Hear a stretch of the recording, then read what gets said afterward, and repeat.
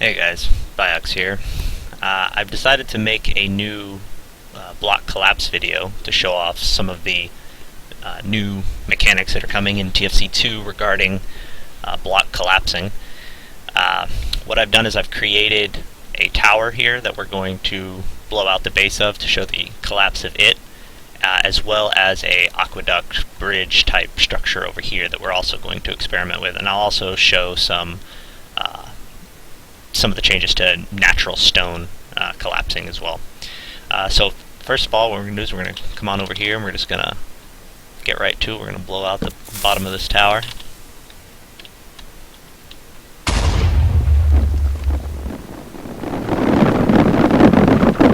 As you can see, it begins to come down pretty quickly here.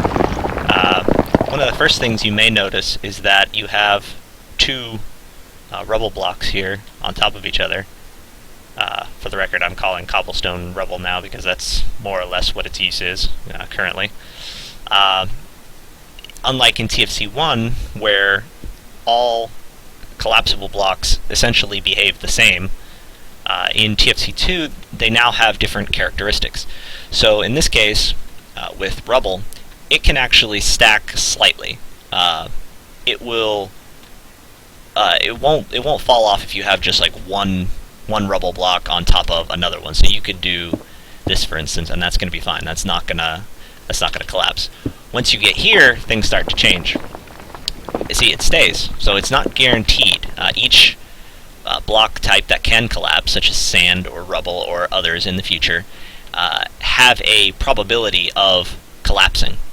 So let's throw another one on here. Now you see when we did that, the other one decided that it also wanted to come down. So it's a bit more random. You may also notice that it doesn't always collapse on the same side every time. That was always a dumb little thing in TFC1 that's now also been solved. There's a bit more randomness involved with that. So what we had there, I think, with this tower is a much more interesting collapse than I think we would have been capable of in TFC1. Now we'll come over here and we'll knock out this little structure here. And this is going to show the support ranges. Right now, I believe I have stone bricks set up to about five blocks of support. So they have to be within 5 blocks of a vertical column that runs all the way into the ground. If it doesn't have that, then it will come down. So let's go ahead and let's just knock out this one right here. Okay, and as you can see here, this basalt block is 1, 2, 3, 4, 5. It's exactly 5 blocks away from this vertical column, which runs all the way into the ground. Same on this side. So let's go ahead and let's knock out this one right here. And now, as you can see, it collapses over to there. Now, this block right here should probably come down, but it hasn't received a block update yet. So if we throw that... No, okay, so that one is...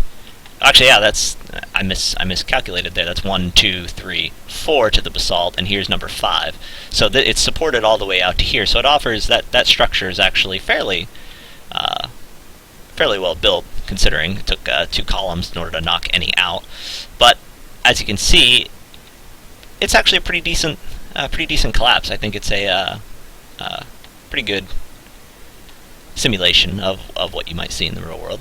Now we're going to go over here. And I'm going to show sand. First of all, sand still behaves like you would expect TFC sand to behave. So we pile it up, and it seeks the lowest point every time, just like you've come to expect out of TFC sand. That's not going to change. I think that makes most sense to everybody. But that, I think, highlights the difference between what you have here versus what we saw earlier with the cobblestone. There I go again. The rubble piling up on itself. Now let's go over here and let's take some chert stone and let's build out. 2, 3, 4, 5, 6. Oh, and then there you go. It decided it can't support out that far. That is 1, 2, 3, 4 blocks out. If you go any further than that, chert, being a sedimentary rock, is not as strong, and it fractures, and you have a collapse. Now let's take, where's the granite? think this is my granite right here. Yeah. Okay. Build some granite right next to it. Granite is much stronger and can support ceilings much better. As you can see, it comes out 7 blocks. Now, if we were to go and plop an extra stone block down right there, it got one more level of support all the way out here. So, caves should now allow for natural support, which is I know a lot of people have been asking for in TFC1 for a long time, and I had something kind of working with that in TFC1, but it wasn't very good. I think now the code is much faster, and overall works a whole lot better. Cave collapsing isn't quite in TFC2 yet, but it's something that I'm going to be working on very soon. I hope you guys like the engineering changes that are coming with stone bricks and potentially other blocks also being included in these collapsible types of scenarios. It should make for some far more interesting constructions and whatnot. Well, I hope you guys like it, and till next time.